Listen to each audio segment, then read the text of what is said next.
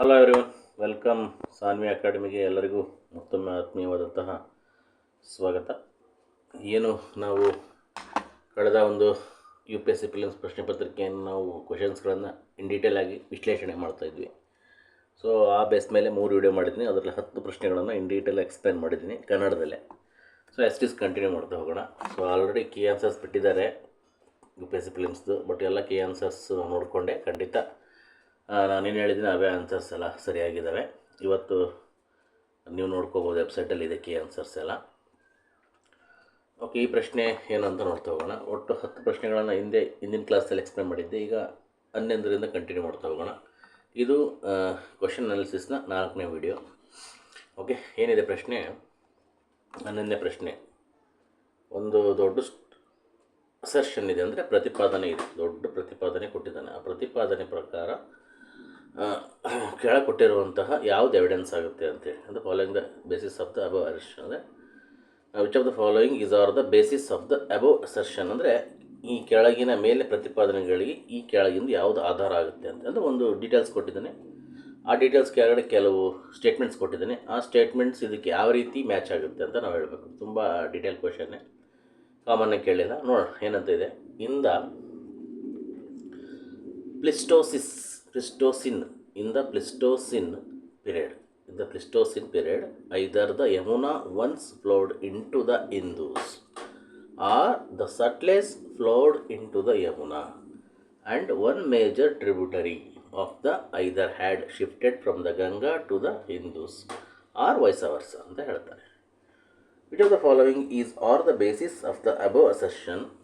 The Nadi Sukta of the Rigveda, the exploration of the Sutlej and the Yamuna by Robert Bruce Foote. Okay, third one, the presence of the same species of the dolphins in both the Indus and the Ganga river system. Okay, ಹೇಳಿದ್ನಲ್ಲ, ಒಂದು assertion ಇದೆ. ಅಸರ್ಷನ್ನ ನಾವು ಕೊಟ್ಟಿರೋ ಸ್ಟೇಟ್ಮೆಂಟ್ಗಳ ಮೇಲೆ ಯಾವ್ದು ಸರಿ ಅಂತ ಹೇಳಬೇಕು ಆ ಅಸರ್ಷನ್ಗೆ. ಓಕೆ, ಅಂದರೆ ಈ ಪ್ಲಿಸ್ಟೋಸಿನ್ ಅಂತ ಒಂದು ಯುಗದಲ್ಲಿ, ಕನ್ನಡದಲ್ಲಿ ನೋಡೋದ ಈ ಪ್ರಶ್ನೆನ, ಪ್ಲಿಸ್ಟೋಸಿನ್ ಒಂದು ಟೈಮಲ್ಲಿ, ಅದು ಪ್ಲಿಸ್ಟೋಸಿನ್ ಪೀರಿಯಡಲ್ಲಿ ಏನಿತ್ತು ಅಂದರೆ, ಯಮುನಾ ನದಿ ಇದೆಯಲ್ಲ, ಯಮುನಾ ನದಿಯು ಆ ಟೈಮಲ್ಲಿ ಅದೇನಾಗ್ತು, ಸಿಂಧು ನದಿ ಹರಿತಾ ಇತ್ತಂತೆ. ಅಥವಾ ಸಟ್ಲೇಜ್ ನದಿ ಇದೆಯಲ್ಲ, ಅದು ಯಮುನಾ ನದಿ ಹರಿತಾ ಇತ್ತಂತೆ. ಮತ್ತು ಇವೆರಡರಲ್ಲಿ ಯಾವುದಾದರೂ ಒಂದು ಪ್ರಮುಖ ಒಂದು ಟ್ರಿಬ್ಯೂಟರಿ, ಮೇಜರ್ ಟ್ರಿಬ್ಯೂಟರಿ ಉಪನದಿಯು ಗಂಗಾ ನದಿಯಿಂದ ಸಿಂಧೂ ನದಿಗೆ, ಸಿಂಧೂ ನದಿಯಿಂದ ಗಂಗಾ ನದಿ ವೈಸ್ ವರ್ಸ ಹರಿವನ್ನು ಬದಲಾಯಿಸ್ತಾ ಇತ್ತಂತೆ. ಅರ್ಥ ಆಯ್ತಾ? ಅಂದರೆ ಪ್ಲಿಸ್ಟೋಸಿನ್ ಯುಗದಲ್ಲಿ ಯಮುನಾ ನದಿಯು ಒಂದು ಕಾಲದಲ್ಲಿ ಸಿಂಧೂ ನದಿಗೆ ಹರಿತಿತ್ತು, ಅಥವಾ ಸಟ್ಲೇಜ್ ನದಿಯು ಯಮುನಾ ನದಿಗೆ ಹರಿತಾ ಇತ್ತು.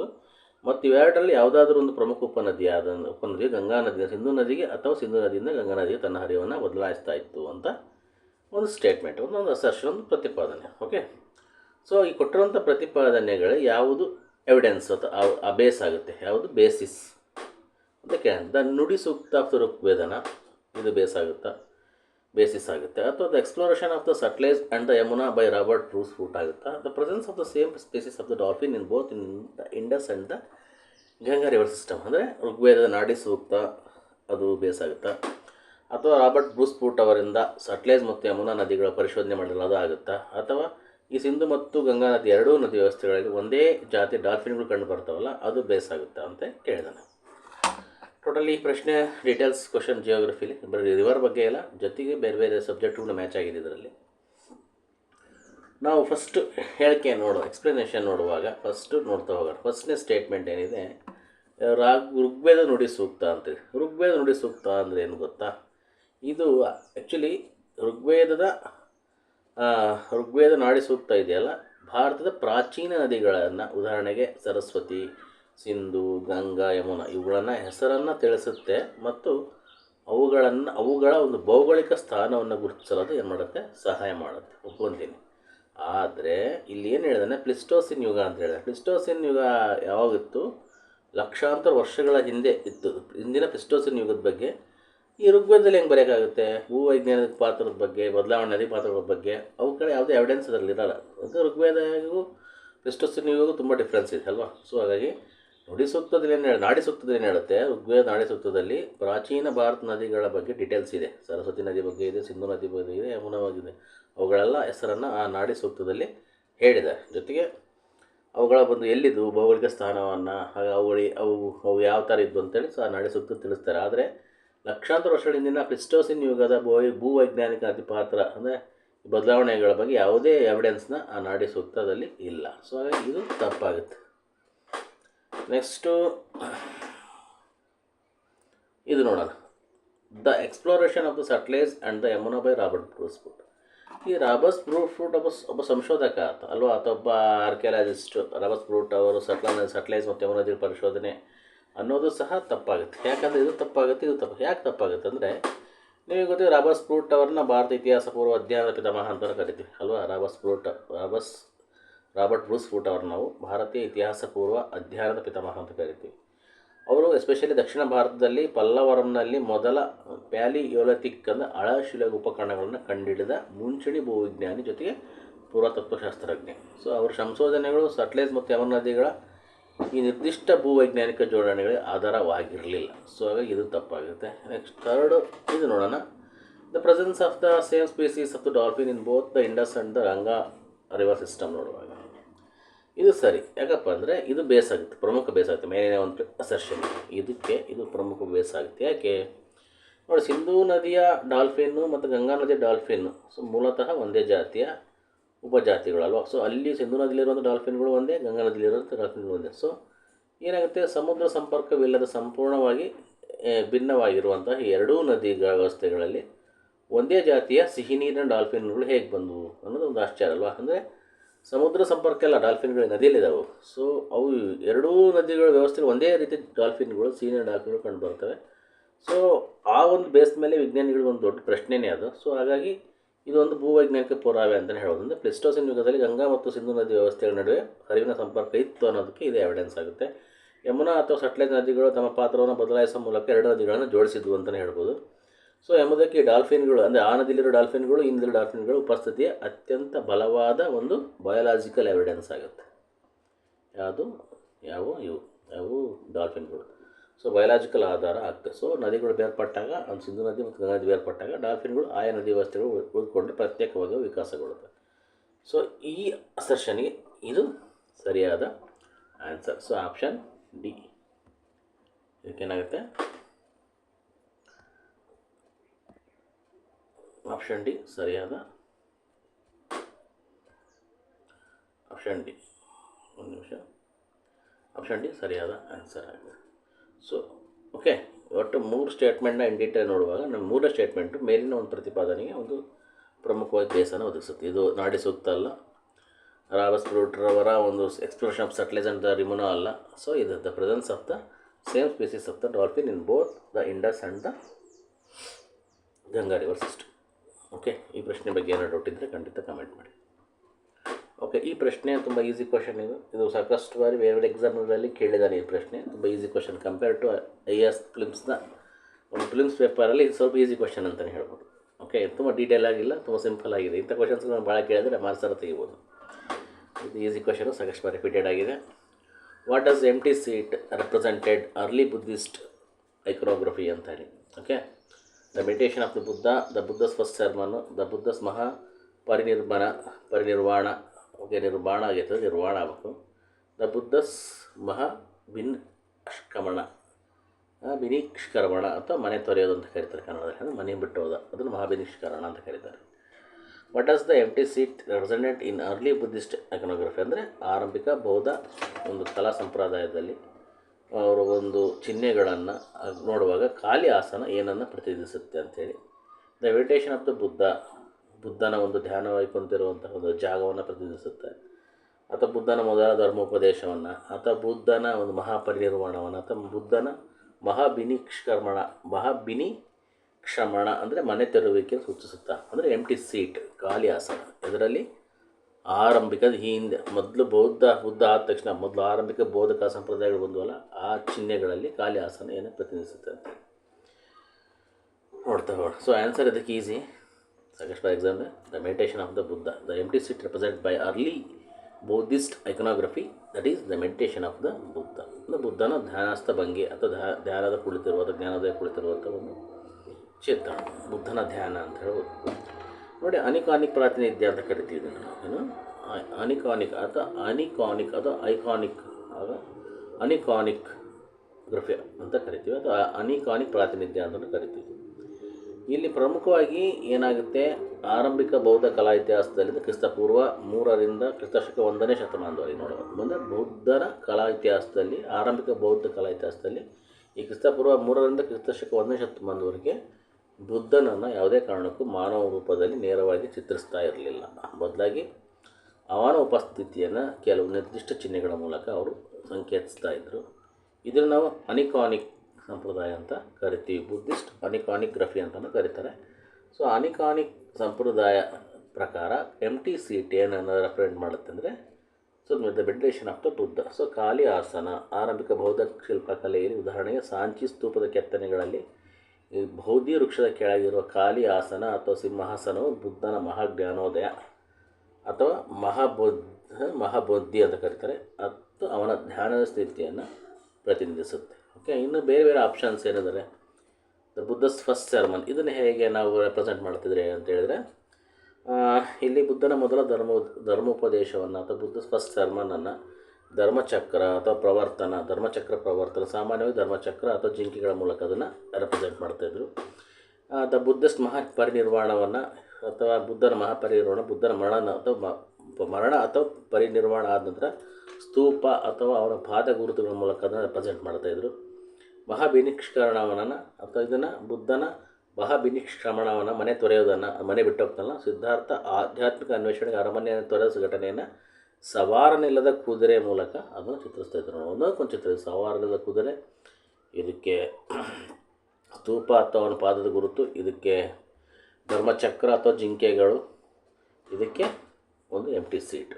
ಓಕೆ, ಇಷ್ಟು ಬುದ್ಧನನ್ನು ಹಿಂದೆ ಅವನ ಮಾನವ ರೂಪದಲ್ಲಿ ತೋರಿಸ್ತಾ ಇರಲಿಲ್ಲ, ಬುದ್ಧನ ಮಾನವ ರೂಪದಲ್ಲಿ ನೇರವಾಗಿ ಚಿತ್ರಿಸ್ತಾ ಇರಲಿಲ್ಲ. ಬದಲಾಗಿ ಅವನ ಇರುವಿಕೆಯನ್ನು ಕೆಲವು ಅಂಶಗಳ ಮೇಲೆ ಉಪಸ್ಥಿತಿ ಮೇಲೆ ಕೆಲವು ನಿರ್ದಿಷ್ಟ ಚಿಹ್ನೆಗಳ ಮೂಲಕ ಅವರು ಗುರುತಿಸ್ತಾ ಇದ್ರು. ಇದನ್ನು ಅನಿಕಾನಿಕ್ ಸಂಪ್ರದಾಯ ಅಂತ ಕರೀತಾ ಇದ್ರು. ಓಕೆ, ಈ ಪ್ರಶ್ನೆ ಬಗ್ಗೆ ನಾನು ನೋಡಿದ್ರೆ ಖಂಡಿತ ಕಮೆಂಟ್ ಮಾಡಿ.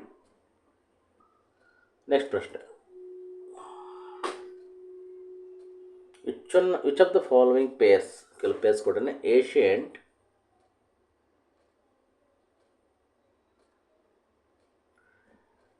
ಆ್ಯಂಡ್ ಮಾಡರ್ನ್ ನೇಮ್ಸ್ ಇದರಲ್ಲಿ ಏನಿದೆ, which of the following pairs of ancient and modern names of rivers is are correctly matched ಅಂತ ಹೇಳಿ, 4ರಲ್ಲಿ ಯಾವ ಕರೆಕ್ಟ್ ಮ್ಯಾಚ್ ಆಗ್ತವೆ ಅಂತ ಹೇಳಿ.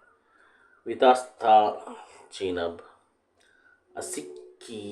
ಅಸಿಕ್ನಿ ಜೇಲಂ, ಪರುಷ್ಣಿ ರಾವಿ, ಯಾವತಿ ಬಿಯಾಸ್.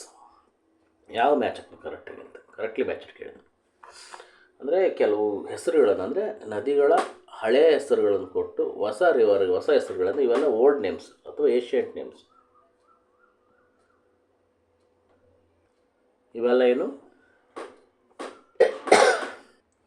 ಇವೆಲ್ಲ ಏಷಿಯಂಟ್ ನೇಮ್ಸು, ಇವೆಲ್ಲ ಮಾಡರ್ನ್ ನೇಮ್ಸ್. ಯಾವ ಮ್ಯಾಚ್ ಆಗ್ತವೆ ಕರೆಕ್ಟಾಗಿ ಅಂತ ನಾವು ಹೇಳಬೇಕು. ಅಂದರೆ ಕೆಲವು ನದಿಗಳ ಹೆಸರುಗಳ ಪುರಾತನ ಹೆಸರುಗಳು ಅಥವಾ ಪ್ರಾಚೀನ ಹೆಸರುಗಳನ್ನು ಕೊಟ್ಟು ಈಗಿನ ಆಧುನಿಕ ಹೆಸರುಗಳಿಗೆ ನಾವು ಮ್ಯಾಚ್ ಮಾಡಬೇಕು. ವಿತಾಸ್ತಾ, ಅಸಿಕ್ನಿ, ಪರುಷ್ಣಿ, ಯಾವ್ಯಾವತಿ ಹೇಳೋಕ್ಕೆ ಸ್ವಲ್ಪ ಸಂಸ್ಕೃತ ಹೆಸರುಗಳು. ವಿತಾಸ್ತಾ, ಅಸಿಕ್ನಿ, ಪರುಷ್ಣಿ, ಆಮೇಲೆ ಯಾವ್ಯಾವತಿ. ಸೊ ಚೀನಾಬ್, ಝೀಲಂ, ರಾವಿ, ಬೀಸ್, ಎಷ್ಟು ಈಸಿ ನೋಡಿ ಹೇಳ್ತೀವಿ ನಾವು. ಬಿಯಾಸ್ ಅಲ್ಲ, ಬಿಯಾಸ್ ಅದು, ಬಿಯಾಸ್. ಓಕೆ, ಯಾವ್ದು ಮ್ಯಾಚ್ ಆಗುತ್ತೆ ನೋಡುವ. ಇಲ್ಲಿ ಪ್ರಮುಖವಾಗಿ ಪ್ರಾಚೀನ ಹೆಸರುಗಳನ್ನ ನಾವು ಡೀಟೇಲ್ ನೋಡುವಾಗ, ಮೊದಲಿಗೆ ವಿತಾಸ್ತಾ ರಿವರ್ ಚಿನಾಬ್ಗೆ ಮ್ಯಾಚ್ ಆಗಲ್ಲ, ಇದು ತಪ್ಪು. ಈ ಜೋಡಿ ತಪ್ಪು. Vitasta is not correctly matched Chenab river. ತಪ್ಪು. ಯಾಕಂದರೆ ವಿತಾಸ್ತಾ ಎಂಬುದು ಯಾವ ನದಿಯ ಪ್ರಾಚೀನ ಹೆಸರು ಅಂದರೆ ಝೇಲಂ ನದಿಯ ಪ್ರಾಚೀನ ಹೆಸರು ಆಗಿದೆ, ಚಿನಾಬ್ ನದಿಯ ಪ್ರಾಚೀನ ಹೆಸರಲ್ಲ. ಸೊ ಈ ಜೋಡಿ ಏನಾಗುತ್ತೆ, ಮ್ಯಾಚ್ ಆಗಲ್ಲ. Vitasta is notly correctly matched Chenab, Vitasta matched only Jhelum. So that's pair is not matched, not correct. Okay, next Asikni. Asikni ಇದೆಯಲ್ಲ, ಇದು ಜೇಲಮ್ಗೆ, ಅಸಿಕ್ನಿ ಅನ್ನೋದು ಜೇಲಮ್ನ ಏಷಿಯಂಟ್ ನೇಮ್ ಅಲ್ಲ, ಜೇಲಮ್ ರಿವರ್ನ ಪ್ರಾಚೀನ ಹೆಸರಲ್ಲ. ಸೊ ಅಸಿಕ್ನಿ ನದಿ ಇದೆಯಲ್ಲ, ಇದು ಚಿನಾಬ್ ನದಿಯ ಒಂದು ಪ್ರಾಚೀನ ಹೆಸರಾಗಿದೆ. ಸೊ ಏನು ಮಾಡಿದ್ದಾನೆ ಅವನು, ಉಲ್ಟಾ ಪಲ್ಟಾ ಕೊಟ್ಟಿದ್ದಾನೆ. ಇದು ಇದಕ್ಕೆ ಮ್ಯಾಚ್ ಆಗಬೇಕು, ಇದಕ್ಕೆ ಮ್ಯಾಚ್ ಆಗಬೇಕು. ಸೊ ಆಗ ಇವೆರಡು ಜೋಡಿ ತಪ್ಪಾಗ್ತವೆ. ವಿತಾಸ್ತ ರಿವರ್ನ ಏಷ್ಯಂಟ್ ನೇಮು, ಸೊ ವಿತಾಸ್ತ ರಿವರ್ನ ಮಾಡರ್ನ್ ನೇಮು ಜೇಲಮ್ಮು, ಅಸಿಕ್ನಿ ರಿವರ್ನ modern name Chenab. Okay,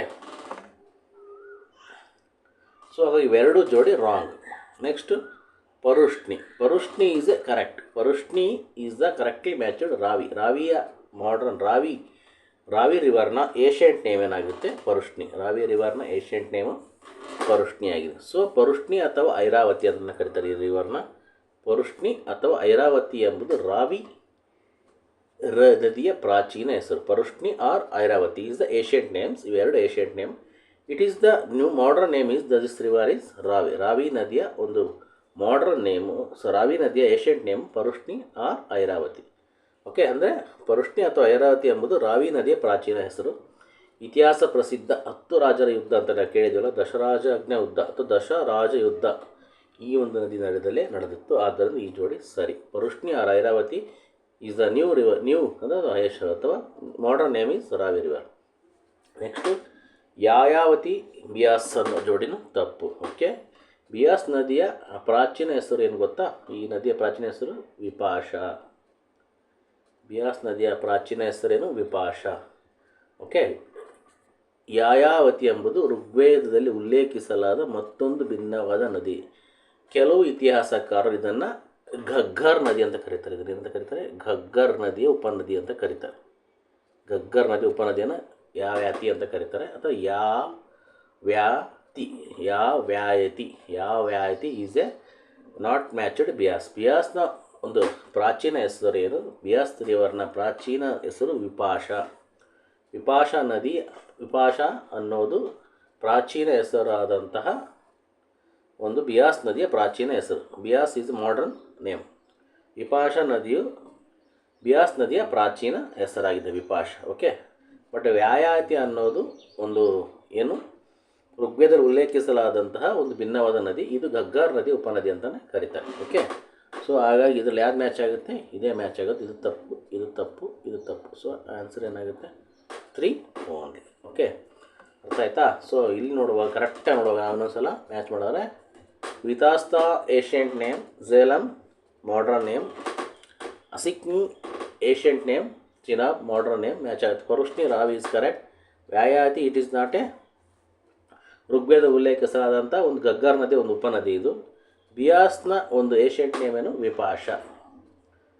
okay, so ಹಾಗಾಗಿ ಇದು ತಪ್ಪು, ಇದು ತಪ್ಪು, ಇದು ತಪ್ಪು. ಪರುಷ್ಣಿ ರಿವರ್ ಅಥವಾ ಐರಾವತಿ ರಿವರ್ ಅಂತ ಕರಿತೀವಿ. ಪರುಷ್ಣಿ ಅನ್ನೋದು ಏಷ್ಯಂಟ್ ನೇಮ್, ರಾವಿ ಅನ್ನೋದು ಮಾಡರ್ನ್. So answer 3. ಓಕೆ, ಈ ಪ್ರಶ್ನೆ ಬಗ್ಗೆ ಏನೋ ಡೌಟ್ ಇದ್ದರೆ ಖಂಡಿತ ಕಮೆಂಟ್ ಮಾಡಿ. ಓಕೆ, ಈ ಪ್ರಶ್ನೆ, which of the following statements on the Amaravati stupa Amaravati stupa and its relief sculpture are correct? It was located in the lower Krishna Valley in India, was next only to the Sanchi stupa in size. The Amaravati school of sculpture made a lasting impact on the later South Indian sculpture and its products were carried to Sri Lanka and Southeast Asia. So ಯಾವುದು answer? 1 and 3 ಅಂತ match ಮಾಡಿಬಿಟ್ಟು ನಾನು. So ಇದಕ್ಕೆ 1 and 3 ಸರಿಯಾದ ಉತ್ತರ. Detail ನೋಡ್ತಾ ಹೋಗೋಣ. ಏನಿದು ಅಂದರೆ, ಫಸ್ಟಿಗೆ ಇದು ಅಮರಾವತಿ ಸ್ತೂಪ ಮತ್ತು ಅದರ ಒಂದು ಶಿಲ್ಪಕಲೆನ, ಯಾವ ಶಿಲ್ಪಕಲೆ? ರಿಲೀಫ್ ಸ್ಕಲ್ಪ್ಚರ್, ಉಬ್ಬು ಶಿಲ್ಪಕಲೆಗೆ ಸಂಬಂಧಪಟ್ಟಂಥ. ರಿಲೀಫ್ ಅಂದರೆ ಉಬ್ಬು ಶಿಲ್ಪಕಲೆಗೆ ಸಂಬಂಧಪಟ್ಟಂಥ ಯಾವ ಹೇಳಿಕೆಗಳು ಸರಿ ಅಂದರೆ, ಫಸ್ಟ್ನೇ ಹೇಳಿಕೆ ಸರಿ ಇದೆ. ಇದು ಕೆಳ ಕೃಷ್ಣಾ ನದಿ ಕಣಿವೆಯಲ್ಲಿದೆ, ಇದು ಸರಿ. ಇದಿರೋದೇ ಅಮರಾವತಿ ಸ್ತೂಪ ಕೆಳ ಕೃಷ್ಣಾ ನದಿ ಕಣಿವೆಯಲ್ಲಿ. ಅಂದರೆ ಅಮರಾವತಿ ಸ್ತೂಪ ಆಂಧ್ರ ಪ್ರದೇಶದ ಒಂದು ಪಲ್ನಾಡು ಜಿಲ್ಲೆಯ ಅಮರಾವತಿಯಲ್ಲಿದೆ. ಇದು ಕೃಷ್ಣಾ ನದಿಯ ಕೆಳಭಾಗದ ಕಣಿವೆಯಲ್ಲಿ ಕಂಡುಬರುತ್ತೆ. ಶಾತವಾಹನರ ಕಾಲದಲ್ಲಿ ಇದು ಪ್ರಮುಖ ಒಂದು ಬೌದ್ಧ ಕೇಂದ್ರವಾಗಿ ಅಭಿವೃದ್ಧಿಯನ್ನು ಹೊಂದಿತ್ತು. ಯಾವುದು? Amaravati stupa. It is located in the lower Krishna valley. Okay, next ಈ ಸ್ಟೇಟ್ಮೆಂಟ್ ಸರಿ. ಇದು ತಪ್ಪಿದು, ಇದಕ್ಕೆ ಮ್ಯಾಚ್ ಆಗುತ್ತೆ. In India is the next only to the Sanchi stupa in size ಅಂತ ಕೊಟ್ಟಿದೆ. ಸೊ ಇದು ತಪ್ಪು. ಅಂದರೆ ಭಾರತದಲ್ಲಿ ಈ ಸ್ತೂಪ ಇದೆಯಲ್ಲ ಗಾತ್ರದಲ್ಲಿ ಸಾಂಚಿ ಸ್ತೂಪದ ನಂತರ ಸ್ಥಾನದಲ್ಲಿದೆ. ಅಂದರೆ ಸಾಂಚಿಗಿಂತ ಸ್ವಲ್ಪ ಚಿಕ್ಕದಾಗಿದೆ ಅಂತ ಕೊಟ್ಟು ಹೇಳಿದ್ದಾನೆ, ಬಟ್ ತಪ್ಪು ಆ್ಯಕ್ಚುಲಿ. ಯಾಕಂದರೆ ಭಾರತದಲ್ಲಿ ಇದು ಗಾತ್ರದಲ್ಲಿ ಸಾಂಚಿ ಸ್ತೂಪದ ನಂತರ ಸ್ಥಾನದಲ್ಲಿ ಅನ್ನೋದು ತಪ್ಪು. ಯಾಕಂದರೆ ವಾಸ್ತವವಾಗಿ ಅಮರಾವತಿ ಸ್ತೂಪವು ಸಾಂಚಿ ಸ್ತೂಪಕ್ಕಿಂತ ಗಾತ್ರದಲ್ಲಿ ದೊಡ್ಡದಿದೆ. ಅಮರಾವತಿ ಸ್ತೂಪ ಇದೆಯಲ್ಲ ಸಾಂಚಿ ಸ್ತೂಪಕ್ಕಿಂತ ಸ್ವಲ್ಪ ಗಾತ್ರ ದೊಡ್ಡದಿದೆ. ಜೊತೆಗೆ ಭಾರತದಲ್ಲಿ ಅತಿ ದೊಡ್ಡ ಸ್ತೂಪಗಳ ಇದು ಸಹ ಒಂದು. ಸುಮಾರು 50 ಮೀಟ್ರ್ ವ್ಯಾಸ 27 ಮೀಟ್ರ್ ಎತ್ತರವನ್ನು ಹೊಂದಿದೆ ಎಂದು ಇತಿಹಾಸಕಾರರು ಅಂದಾಜಿಸ್ತಾರೆ. ಆದ್ದರಿಂದ ಇದು ಸಾಂಚಿ ಸ್ತೂಪಕ್ಕಿಂತ ಚಿಕ್ಕದಿಲ್ಲ. ಸೊ ಹಾಗಾಗಿ ಇದು ತಪ್ಪು, ಇದು ಸರಿ. ನೆಕ್ಸ್ಟ್ ಮೂರನೇದು, ಇದು ಸರಿ actually. The Amaravati schools of sculpture made is lasting impact on the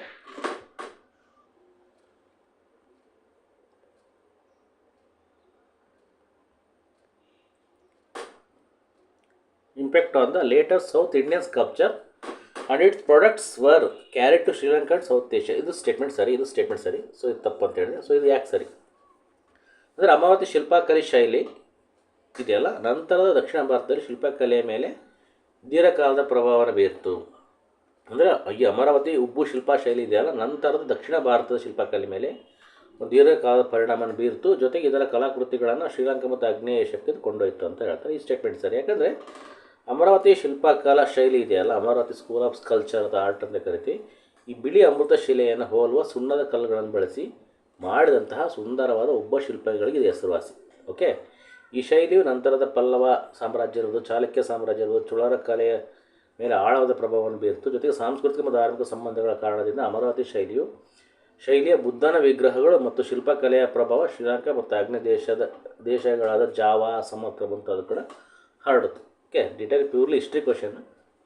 ಹಾಗೆ ಈ ಸ್ಟೇಟ್ಮೆಂಟ್ ಸಹ ಸರಿ. ಸೊ ಅದಕ್ಕೆ ಒಂದೇದು ಮೂರನೇ ಸರಿ, ಇದು ತಪ್ಪು. ಓಕೆ, ಈ ಪ್ರಶ್ನೆ ಬಗ್ಗೆ ಏನಾದ್ರು ಡೌಟ್ ಇದ್ದರೆ ಖಂಡಿತ ಕಾಮೆಂಟ್ ಮಾಡಿ. ನೆಕ್ಸ್ಟ್ 15ನೇ ಪ್ರಶ್ನೆ. ಓಕೆ, ಇದು purely Tamil Nadu subject.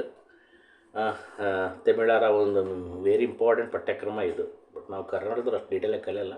But UPSC ಅವ್ರು ಓದಲೇಬೇಕು ಇದನ್ನು. Which of the following pairs of king and is dynasty early historical Tamilagam is are not correctly matched. Tamilagam ಅದು ಸಂಗಮ್ ಕಾಲ ಅಂತ ಕರಿತೀವಿ. ತಮಿಳಗಮ್ ಸಂಗಮ್ ಕಾಲ is are not correctly matched.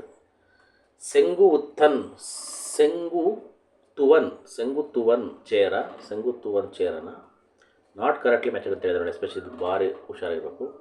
Next Udiyan Cheral ಚೋಳನ. ನೆಕ್ಸ್ಟ್ ನೆಡುಮ್ ಜಲಿಯನ್ ಪಾಂಡ್ಯನ. So answer ಅದಕ್ಕೆ 2. ಇದು ಕರೆಕ್ಟ್ಲಿ ನಾಟ್ ಮ್ಯಾಚ್ ಆಗಲ್ಲ. ಸೊ ಇದು ನಾಟ್ ಮ್ಯಾಚ್ ಆಗಲ್ಲ, ಇದು ಮ್ಯಾಚ್ ಆಗುತ್ತೆ, ಇದು ಮ್ಯಾಚ್ ಆಗುತ್ತೆ. So answer is 2. ಯಾವುದು? ಉದಿಯನ್ ಜೇರಲ್ ಅಂತ ನೋಡ್ತಾ ಹೋಗೋಣ. ಸೊ ಅಂದರೆ ಇದು ಟೋಟಲಿ ಸಂಗಮ ಕಾಲ ಅಥವಾ ತಮಿಳಗಮ್ ಕಾಲ ರಾಜರ ಮತ್ತು ಅವರ ರಾಜವಂಶಗಳನ್ನು ಡೀಟೇಲಾಗಿ ಗುರುತಿಸಬೇಕಾಗಿದೆ. ಅದರಲ್ಲಿ ಯಾವುದು ಸರಿಯಾಗಿ ಹೊಂದಾಣಿಕೆ ಆಗಿಲ್ಲ ಅಂತ ನಾವು ನೋಡಬೇಕಾಗಿದೆ. ಹೊಂದಾಣಿಕೆ ಆಗಿರೋ ಬಿಟ್ಟು ಹೊಂದಾಣಿಕೆ ಆಗೋದು ಹುಡುಕಬೇಕಾಗಿದೆ. ಫಸ್ಟ್ನೇದು ಚೇರನ್ ಸೆಂಗುತುವನ್ ಅಥವಾ ಸೆಂಗುತುವನ್ ಚೇರ ಅಂತ ಕೂಡ ಇದು ಕರೆಕ್ಟು. ಸೆಂಗುತುವನ್ ಸಂಗಮ ಕಾಲದ ಅತ್ಯಂತ ಪ್ರಸಿದ್ಧ ಚೇರ ರಾಜ. ಈತನನ್ನು ರೆಡ್ ಚೇರ ಅಥವಾ ಕೆಂಪು ಚೇರ ಅಂತ ಕರಿತಾ ಇದ್ದರು. ಇವನು ಶೀಲಪ್ಪಧಿಕಾರ ಮಹಾಕಾವ್ಯದ ನಾಯಕಿ ಬರ್ತಾಳಲ್ಲ, ಆ ಕಾವ್ಯದ ಮಹಾನಾಯಕಿ ಕಣ್ಣಿಗಾಗಿ ಪತ್ನಿ ಪೂಜೆಯನ್ನು ಅಂದರೆ ಪತ್ನಿ ದೇವಿಯ ಆರಾಧನೆಯನ್ನು ಪ್ರಾರಂಭಿಸಿದನು. ಆದ್ದರಿಂದ ಈ ಜೋಡಿ ಸರಿಯಾಗಿದೆ. ನೆಕ್ಸ್ಟು ಉದಿಯನ್ ಜೇರಲ್ದನ್ ಚೋಳ ಅಂತ ಇದೆಯಲ್ಲ, ತಪ್ಪು. ಉದಿಯನ್ ಚೇರಲಾದನ್ ಚೋಳ ವಂಶಕ್ಕೆ ಸೇರಿಲ್ಲ. ಅವನು ಚೇರ ರಾಜವಂಶದ ಅತ್ಯಂತ ಆರಂಭಿಕ ರಾಜನಾಗಿದ್ದ. ಕುರುಕ್ಷೇತ್ರ ಯುದ್ಧದಲ್ಲಿ ಭಾಗವಹಿಸಿದಂಥ ಉಭಯ ಸೈನ್ಯಗಳಿಗೆ ಇವನು ಭೋಜನವನ್ನು ನೀಡಿದನೆಂಬ ನಂಬಿಕೆ ಈಗಲೂ ಇದೆ. ಯಾರು? ಉದಿಯನ್ ಚೇರಲಾದನ್. ಆದ್ದರಿಂದ ಈ ಜೋಡಿ ತಪ್ಪು. ಇವನು ಚೋಳ ಅಲ್ಲ, ಇವನು ಸಹ ಚೇರನೇ. ಯಾರು? ಉದಿಯನ್ ಚೇರಲಾದನ್. ನೆಕ್ಸ್ಟ್ ಜೇರಲ್ ಅಥವಾ ಉದಿಯನ್ ಚೇರಲ್. ನೆಕ್ಸ್ಟು ನೆಡುಮ್ ಜಲಿಯನ್ ಅನ್ನೋದು ಚೋಳ ನೆಡುಮ್ ಜಲಿಯನ್ ಇದೆ ಪಾಂಡ್ಯ. ಇದು ಸರಿ. ಯಾಕಂದರೆ ನೆಡುಮ್ ಜಲಿಯನ್ ಸಂಗಮ ಕಾಲದ ಅತ್ಯಂತ ಶಕ್ತಿಶಾಲಿ ಮತ್ತು ಪ್ರಸಿದ್ಧ ಪಾಂಡ್ಯ ರಾಜ್ಯ. ಇವನು ತಲೈಯಾಲಗನಂ ಕದನದಲ್ಲಿ ಚೇರ, ಚೋಳ ಮತ್ತು ಇತರ 5 ಸಣ್ಣ ನಾಯಕರ ಮೈತ್ರಿಕೂಟವನ್ನು ಸೋಲಿಸ್ತಾನೆ. ಆದ್ದರಿಂದ ಈ ಜೋಡಿ ಸರಿ. ಸೊ ಕರೆಕ್ಟ್ಲಿ ನಾಟ್ ಮ್ಯಾಚ್ಡ್ ಇನ್ ತಮಿಳಗಮ್ ಅಥವಾ ಸಂಗಮ್ ಕಾಲಕ್ಕೆ ನಾಟ್ ಮ್ಯಾಚ್ ಆಗೋದು ಯಾವುದು? ಉದಯನ್ ಜೇರ ಚೋಳ ಅಲ್ಲ ಚೇರ. ಓಕೆ, ಇದು ಸರಿ ಈ ಪ್ರಶ್ನೆ ಬಗ್ಗೆ ಏನು ಡೌಟ್ ಇದ್ದರೆ ಖಂಡಿತ ಕಮೆಂಟ್ ಮಾಡಿ. ಓಕೆ, ಇಷ್ಟು ಸಾಕು ಈ ಕ್ಲಾಸಿಗೆ. ನೆಕ್ಸ್ಟ್ ಕ್ಲಾಸಲ್ಲಿ ಆ್ಯಸ್ ಇಟ್ ಈಸ್ ಕಂಟಿನ್ಯೂ ಮಾಡ್ತಾ ಹೋಗ್ತೀನಿ. ಈ 5 ಪ್ರಶ್ನೆಗಳ ಎಕ್ಸ್ಪ್ಲನೇಷನ್ ಏನಾದರೂ ಹೇಳಬೇಕು ಅನಿಸಿದ್ರೆ ಖಂಡಿತ ಕಮೆಂಟ್ ಮಾಡಿ ಅಂತ ಹೇಳ್ತಾ ಈ ಒಂದು 5 ಪ್ರಶ್ನೆ ಎಕ್ಸ್ಪ್ಲನೇಷನ್ ಇಲ್ಲಿ ಮುಗಿಸ್ತೀನಿ. ಒಂದ್ಸರಿ ನಾನು ಥ್ಯಾಂಕ್ ಯು.